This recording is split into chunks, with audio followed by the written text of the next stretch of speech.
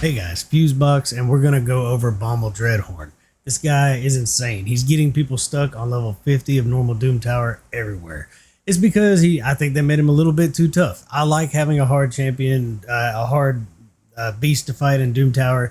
Don't get me wrong, but I think the damage should have ramped up maybe a little differently. But no problem. We're gonna figure out how to get through him. Let's just real quick. All the other content creators have been going out over this. There are some heroes that can actually solo this guy.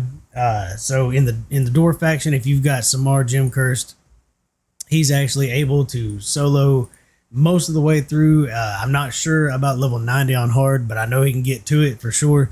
So this guy right here is a gem. If you've got him, he can do it. I'll show these later on. I want to talk about the average player, but just in case you have these heroes in the Shadowkin faction, they've been everybody's been going over Burn Geary. I just got him yesterday.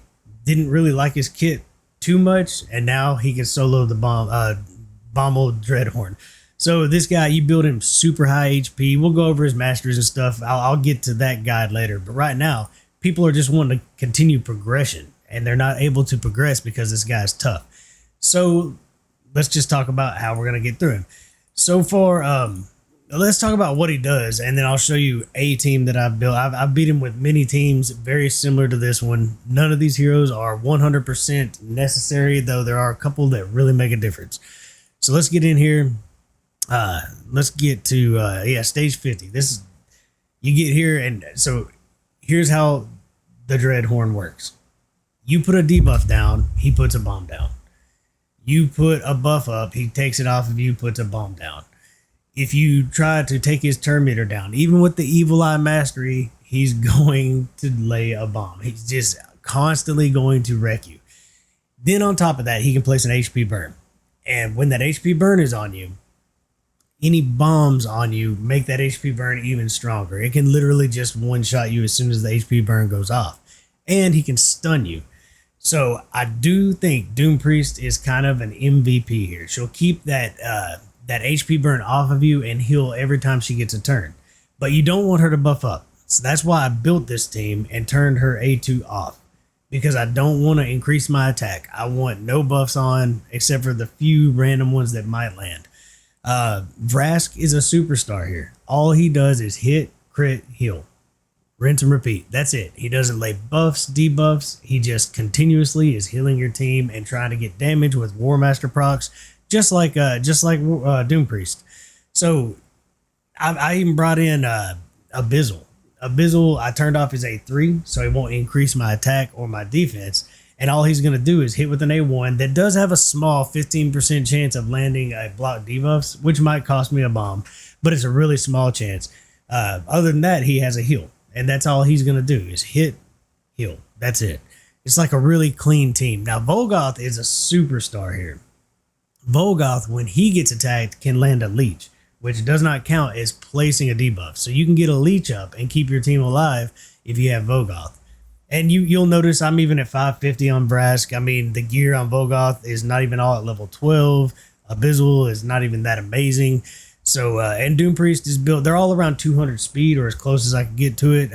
Doom Priest is at 220, I know, and the rest should be somewhere between 180 and 200.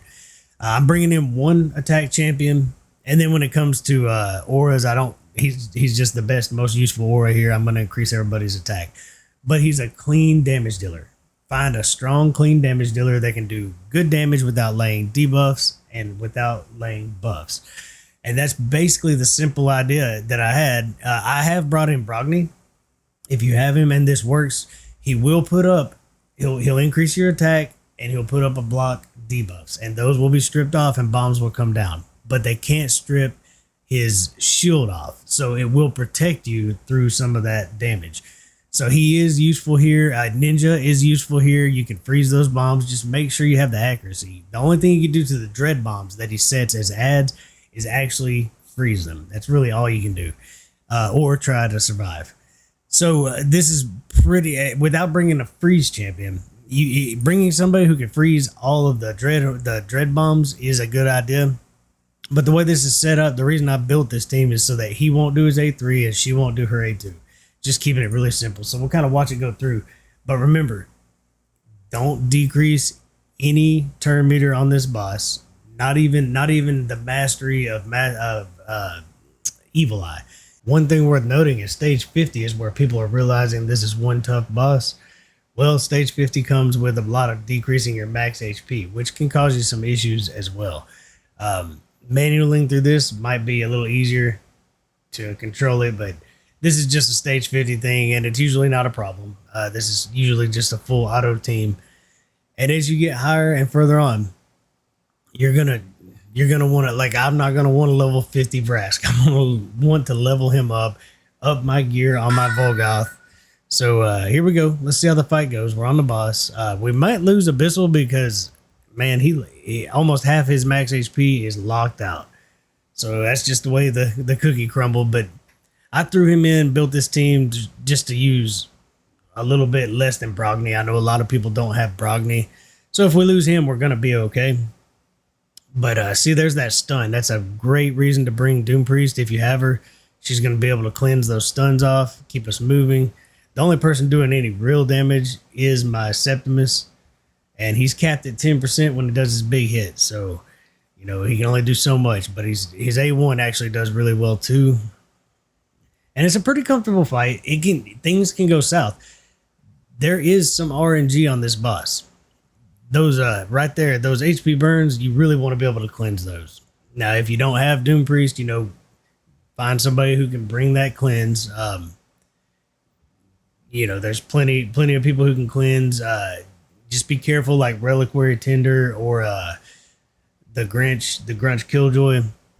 They can do that cleanse, but they put up continuous heals, and so you want to hopefully burn through those continuous heals before he takes them off and places bombs. But they could be used. Anybody with a good cleanse, they can hit. You might have to manual it if you don't have somebody like Doom Priest, because you got to cleanse right about the time that the stun or the HP burns are up. So it might not always be easy to auto through this. That's why Doom Priest makes this so much easier. And I'm willing to bet that this is still not going to be a 100% team, though I don't think I've had any trouble so far. I've been doing it with Brogni, and it works out pretty well. And I'm going to continue as it gets harder to keep working on this team and trying it out. Maybe not this exact team. I just wanted to throw Abyssal in there to show that you just need support champions that can keep you alive.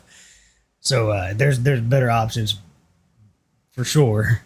But I don't know who you have on your roster. So Septimus could be anybody that can just do raw damage. A Mountain King can do good here. Rotos, you know, but just try to bring somebody with clean damage that's not going to do a lot of buffing and debuffing. That's something you want to watch. But there you go. That's the way that I'm getting through him on these earlier stages anyway, and I'm sure it's going to work on and through. I made tonight go ahead and jump on hard just to see how it goes through the hard mode for you.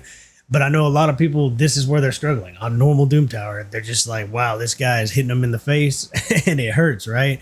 So I just want to show how I'm going through it. We'll also go over those champions here in the near future, about they can solo this guy.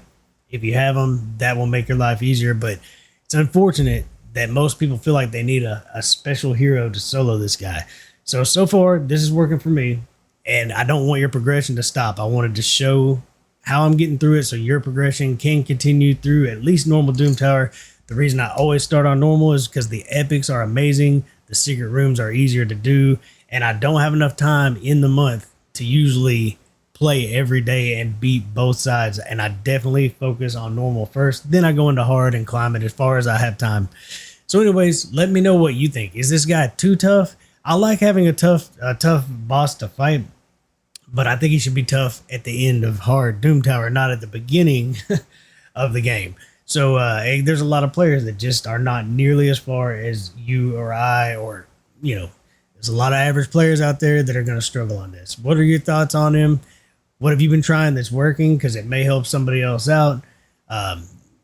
One other thing I've seen some work. Cold Brew was using Master Butcher. I'm not sure I'm a big fan of that, but Master Butcher and the Dwarves may finally have a place that he belongs. That could help you out if you've already built him. I'm not going to build him out for it. I'd rather just stick to this plan for now. So anyways, I appreciate your time. Let me know how's it going for you, and what are you doing? What are you thinking about him? And until next time, enjoy the grind.